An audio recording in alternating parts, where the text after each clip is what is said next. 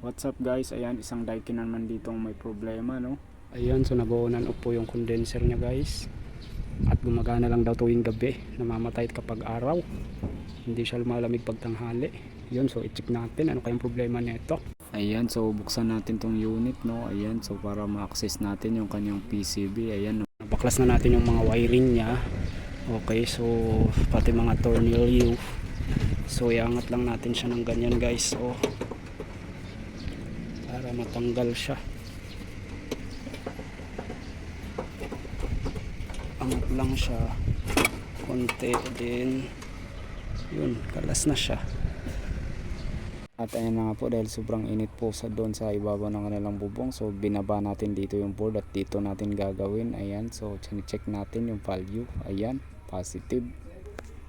Kita natin kaagad yung faulty parts. Ayan, change value siya. So ngayon mag-check ulit tayo, baka may iba pang problema no.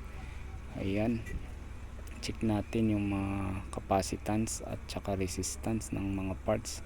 At ayun, tanggalin natin to, desoldered natin para mapalitan natin ng bago no. Ngayon bilis-bilisan lang natin kasi medyo mahaba-habang videohan to.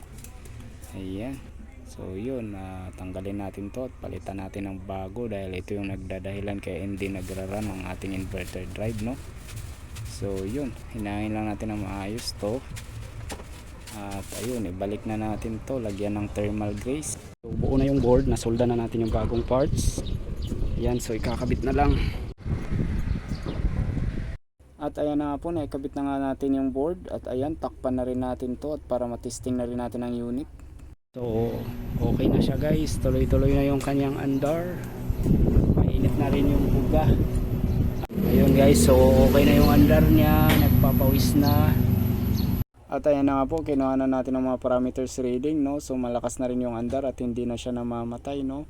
So normal na rin ang kanyang amperahe. Thank you guys so much for watching.